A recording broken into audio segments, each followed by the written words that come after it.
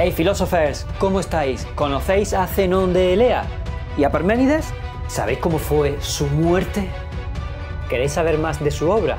Pues yo te lo cuento de una manera diferente. Bienvenidos a mi canal, yo soy Audiolibre y aquí comienza la muerte y la obra de Zenón de Elea.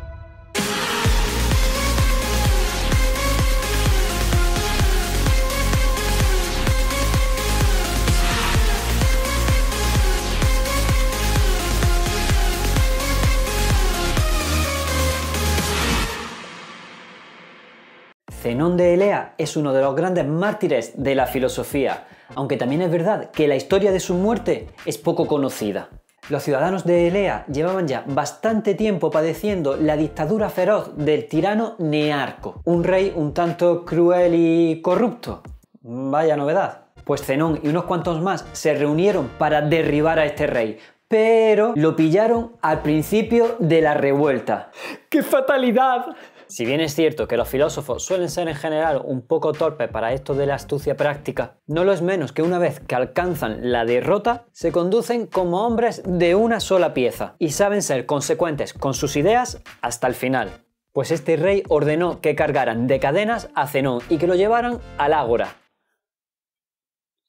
El ágora es la plaza principal, donde lo torturarían minuciosamente hasta que confesara a toda la ciudad quiénes habían sido sus amigos y sus compañeros revolucionarios. A ver, bien es cierto que los filósofos no solo son expertos en derrotas, sino que también son expertos en el ejercicio de la amistad. Y Zenón no era un chivato, de modo que aguantó toda la perrería del verdugo y cuando Zenón parecía que no podía más, se le ocurrió engañar al rey y declaró que la conjura se había fraguado entre los amigos del rey, con lo cual quiso que se pensara que se había quedado solo frente a una conspiración imparable. Pero calla, que ahora viene lo mejor. Lo que viene a continuación no es apto para menores de 18 años ni para gente susceptible a cualquier tipo de violencia. Avisado estáis. Le pidió al rey que se acercara para contarle todos los detalles al oído y cuando Nearco se acercó, Zenón le dio un bocado en la nariz y se la arrancó de cuajo. Acto seguido, se cortó su propia lengua con los dientes y se la escupió a la cara al dictador. El rey, por lo que se ve, encajó fatal la broma de Zenón. Ya ves tú qué poco sentido del humor. De modo que ordenó entre gritos de dolor que metieran a Zenón en un mortero y lo redujeran a partículas. Y así se hizo. Pero la muerte del filósofo no fue en vano. El pueblo se indignó ante la injusticia de su rey y admiró la valentía de Zenón. De modo que a los pocos días se levantaron en armas contra su rey. Lo ahorcaron en la misma plaza en la que habían matado a Zenón y a este le levantaron un gran monumento en bronce en memoria a su acto heroico. Un hombre admirable este Zenón, ¿verdad? Sin embargo, en la historia suele aparecer simplemente como discípulo de Parménides y poco se habla de él. Por eso me vais a permitir que dedique este vídeo a su discípulo en vez de al maestro, que seguro que era uno de los que estaba metido en el ajo de su muerte y vio cómo Zenón se tragaba su sangre y su dolor por no delatar a su maestro. Va por ti, Zenón. Pero tranquilos, que no vamos a negar la importancia de Parménides y por lo tanto vamos a explicar también su doctrina, porque de ella se deriva la de Zenón, y no solo la de Zenón. Parménides arreó una sacudida al pensamiento que lo dejó tiritando, y todos los filósofos que vinieron detrás de él sintieron que tenían que rendir cuentas ante este singular pensador. Incluso Platón le otorgó el título de padre de la filosofía. De modo que a Zenón le sobraba motivos para admirarle y quererle de la forma que lo hacía. ¿Cómo? ¿Sí? Vale, damos paso a Sálvame y su correspondiente cotilleo sobre Zenón y Parménides. Sálvame, ven nadando a mí. Dicen las malas lenguas que la relación entre Parménides y Zenón era muy entrañable. Ya me entendéis. Y la verdad que no hay que extrañarse, porque en aquella época los griegos eran las más de cariñosos, sobre todo cuando hablaban de filosofía, que parecía que se le encendían las pasiones. Pero tranquilos que eso en la actualidad no pasa. Hombre, faltaría más. Parménides sostuvo exactamente lo contrario que Heráclito. Si este decía que el cambio era la única realidad, Parménides defendió que el cambio era imposible y que no existía más que un ser único, eterno, inmutable e indivisible. Y lo mejor de todo es que ambos tenían razón. A ver cómo consigo yo que entendáis esta paradoja. El principal problema que tiene Parménides es que resulta tan razonable que no se puede soportar. Eso es precisamente lo que se quiere decir cuando se afirma que su pensamiento es aporético. Aporía, término griego que significa camino sin salida.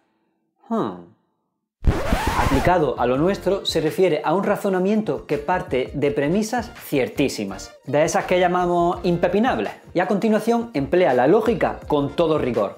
Vamos, que no hace trampa ninguna y deduce por derecho. Lo malo es que al final termina por llevarnos a una conclusión que no podemos admitir de ningún modo.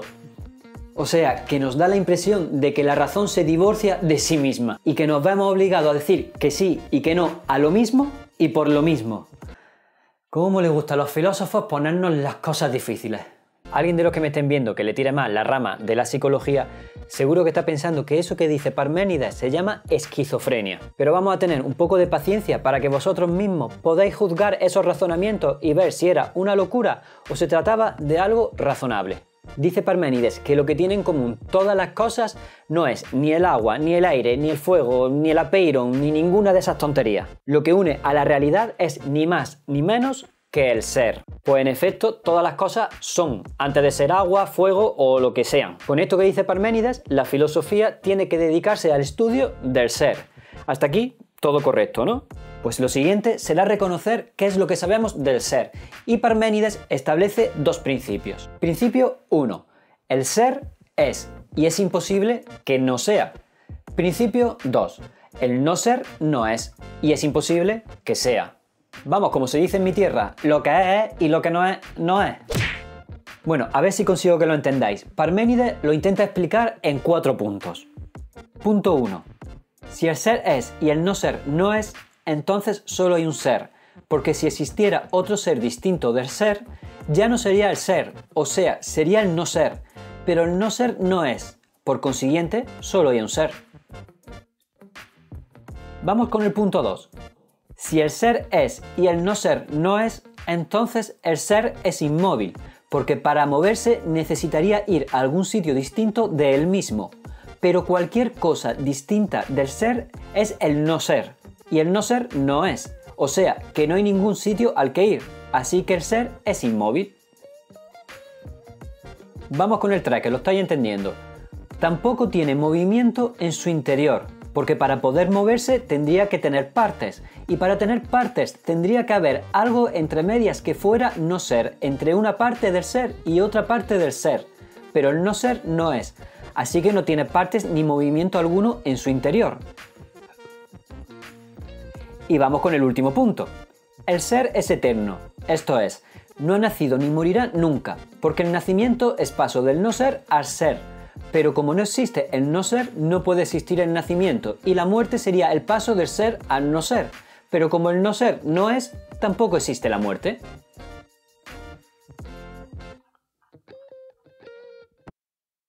¿Hola? ¿Estáis ahí todavía? ¿Sí? Pues si todavía estáis ahí y os sentís perdidos, tranquilos, que es lo más normal del mundo. Así que dale para atrás al vídeo y vuélvelo a leer, que esto no se entiende a la primera, ni a la segunda, ni a la tercera. Yo todavía no lo he entendido. Como bien os dije en el vídeo de la muerte y obra de Tales de Mileto, la filosofía se expone por escrito, porque conviene repasarla.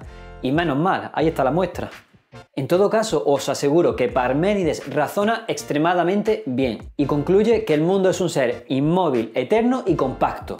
O sea, justo lo contrario de lo que sabemos que es. Un mundo múltiple, lleno de nacimientos y muertes y en perpetuo movimiento. ¿Qué ha pasado aquí entonces? ¿Es que va a resultar ahora que esa razón con la que los griegos se enfrentaron al mito para ofrecernos una imagen más acertada del mundo no sirve nada más que para pensar en lo uno, lo eterno y lo inmóvil? Es decir, que eso no es ni por asomo el mundo en el que vivimos.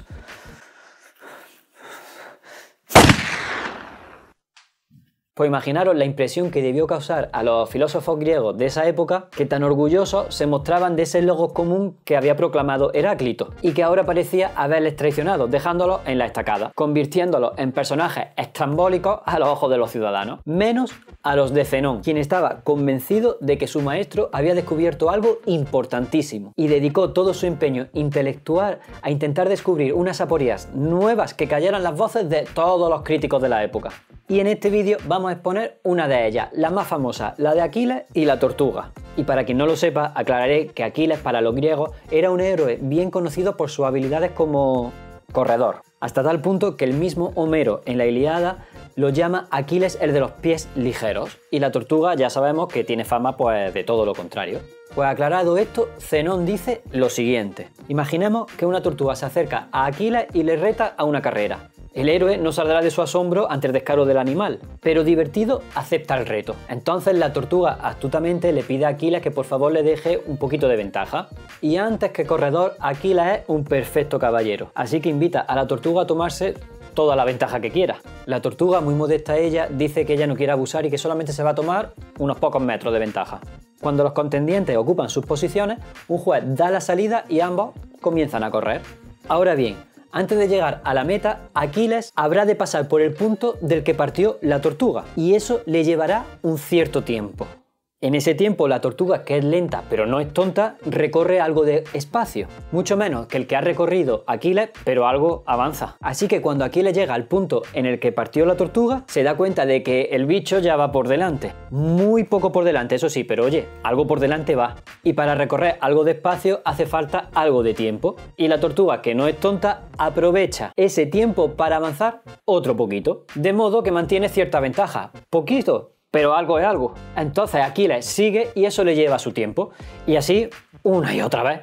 Sin embargo, nosotros, y Zenón, y Parménides, y todo el mundo, sabe que al final Aquiles acabará alcanzando a la tortuga. Vaya si la alcanza. Así que algo falla en este razonamiento. Y ese es precisamente el problema. Que el razonamiento, por lo que sabían los griegos, era impecable. Es más, había en él cierto aire geométrico que le daba una grandeza y una solidez temibles. Total, que Zenón termina de rematar la faena iniciada por su maestro Parménides, y entre ambos plantearon a la filosofía el siguiente problema. Si el pensamiento piensa bien, no puede pensar el movimiento, ni la pluralidad, ni el nacimiento, ni la muerte. Pues pensar cualquiera de estas cosas implica incurrir en contradicciones, que es justo lo que no se debe hacer al pensar. Y el que venga detrás, que arree. Y tanto que tuvieron que arrear. A los filósofos que les siguieron les tocó refinar ese logos común, dotarlos de instrumentos, de herramientas de pensar, de conceptos con los que podamos explicarnos a nosotros mismos y a los demás el mundo plural, caduco y en movimiento que nos rodea. Y naturalmente todo eso sin contradecirse. O sea, que hay que poner de acuerdo nuestra razón con nuestros sentidos. Por un lado está el pensamiento, que se empeña en pensar en lo uno, lo eterno y lo inmóvil de Parménides. Y por otro están los sentidos, que nos muestran lo múltiple, lo vivo, lo cambiante de Heráclito. Pero ojo con esto, que el ser es, y es imposible que no sea. Y el no ser no es, y es imposible que sea.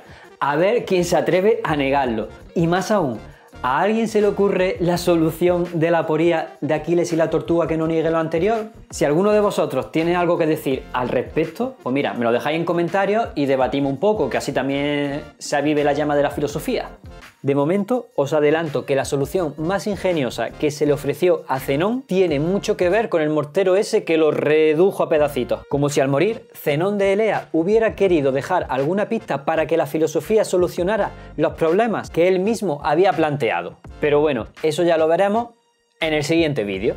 Y hasta aquí la muerte y la obra de Zenón de Elea con la colaboración de Parménides. Solo te voy a pedir que si te ha gustado te suscribas a mi canal, me des un like, actives la campanita y me dejes un comentario sobre el vídeo o sobre lo que tú quieras. Y sobre todo, que compartas nuestra filosofía. Nos vemos en el siguiente vídeo, Philosophers.